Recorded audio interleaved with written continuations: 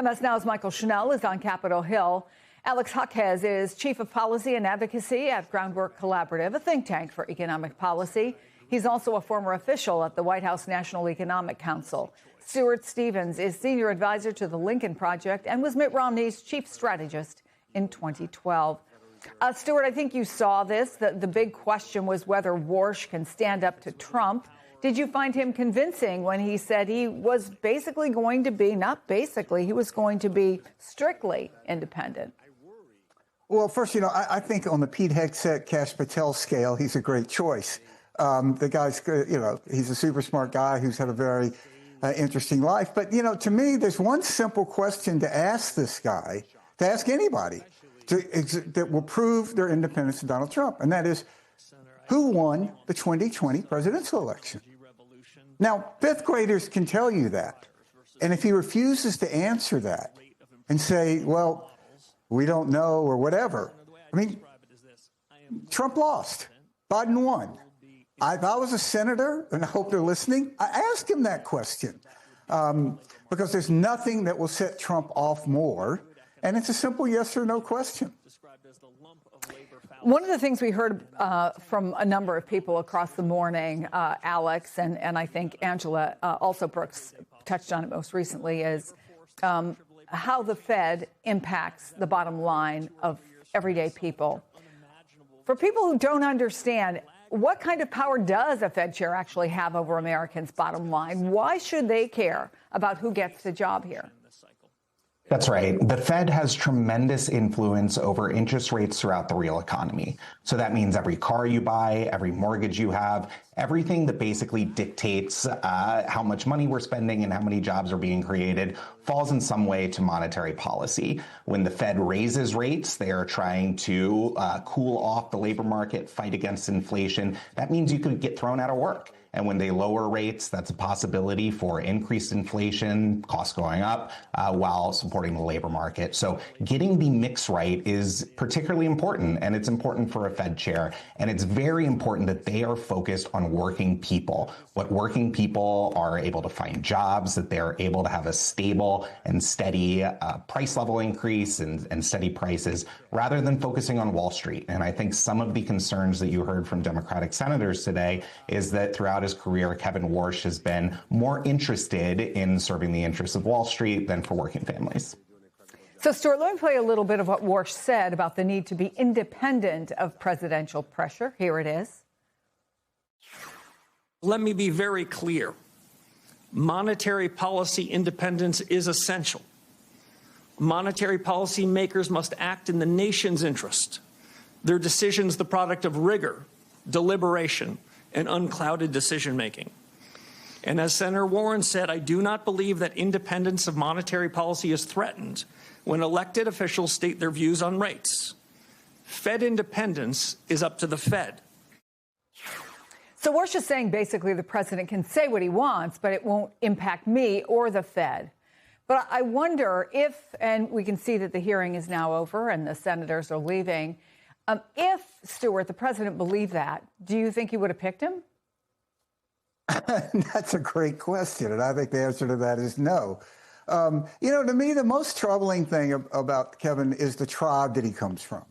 And that's this Peter Thiel Stanford crowd. Now, Peter Thiel is somebody most Americans probably haven't spent a lot of time thinking about, but I think we'd all be a lot better off if he was.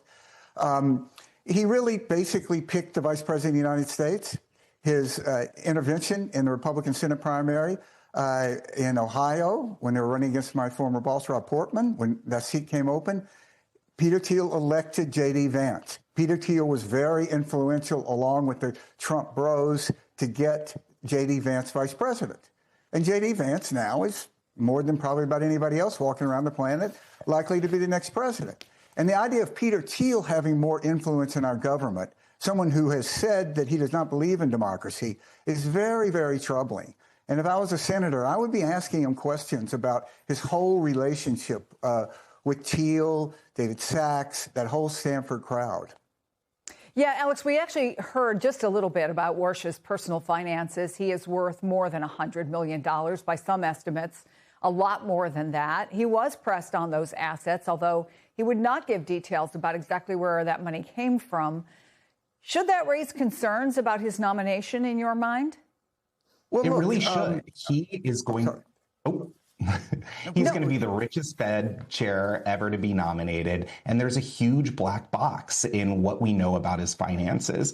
And that's $100 million worth of investments that are not in compliance with federal ethics laws right now that he has failed to disclose. And it really matters where he's putting his money, where his relationships are, and whether he's done business with the very banks and institutions that the Fed is supposed to regulate. And I think in 2007, 2008, during the great financial crisis, Kevin Warsh was very famously involved directly in the bailout of Morgan Stanley, which was his previous employer. And he got a waiver to be able to work on Morgan Stanley issues while he was at the Fed. So there's already a lot of questions about conflicts of interest and exactly who his beneficiaries are and where his money is parked that I really think need to see the light of day.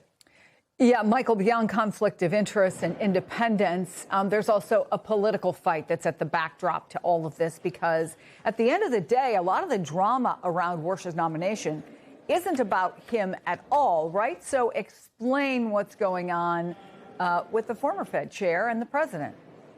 Yeah, and Chris, this is such a central detail as we talk about Kevin Warsh's nomination, because members of Congress can debate his qualifications, his background, whether or not he should be the next Fed chair. But the truth of the matter is, none of that matters because Senator Thom Tillis, the Republican from North Carolina, is standing in the way. Thom Tillis, for weeks now, has said he will not vote to advance Warsh's nomination from the Senate Banking Committee to the entire Senate floor because he has concerns with the Justice Department's investigation into current Fed Chair Jerome Powell. That probe is focusing on the renovations to the Fed headquarters here in Washington, D.C. Thom Tillis sees it as extremely political in nature, as a way to try and force out Jerome Powell because the president was unhappy with his actions or lack thereof when it comes to lowering interest rates. And that's significant because Thom Tillis sits on the Senate Banking Committee. We heard from him earlier today during this hearing. The Banking Committee is split up with 13 Republicans and 11 Democrats, which means that if Thom Tillis breaks ranks and votes with Democrats, the vote in committee is 12-12. And up here on Capitol Hill, a tie fails, which means Thom Tillis, lone and of himself, has the ability to hold up this nomination. Now, I spoke to him yesterday on the eve of this hearing. I asked him, is there any chance you budge in holding up this confirmation? He had a very short, succinct answer. Take a listen. This sends a very clear message to the financial markets and a lot of other people that watch the Fed that we're not going to let the Fed independence be challenged. And you support Warsh. You like the guy. 100%. I love it. I think his background's perfect. It's just the Powell investigation. It's the investigation because if the only two things happen, an investigation and a resignation of Powell, how could any objective person say one didn't cause the other? You destroy the independence of the Fed and then you change the perception of the Fed, and I think our financial system forever. Is there any chance you budge on this? No. So, Chris, right there, very clear. Senator Thom Tillis, again, a member of the Senate Banking Committee, worth noting that he is retiring at the end of this term, maybe a little bit more able and free to speak as he wishes, says he's not going to budge on this hold. Now, the only way around this, the only way that Kevin Warsh could make it to the Senate floor without Tillis's vote is a long shot process that would require significant buy-in from Democrats, highly, highly unlikely to happen, which means, again, despite the fact that folks may think Kevin Warsh, even Thom Tillis thinks it, would make a great next Fed chair. As long as that DOJ investigation into Jerome Powell is ongoing, he will not make it to confirmation. Always drama on Capitol Hill. Michael Schnell, Alex Hawkes, Stuart Stevens, thank you all.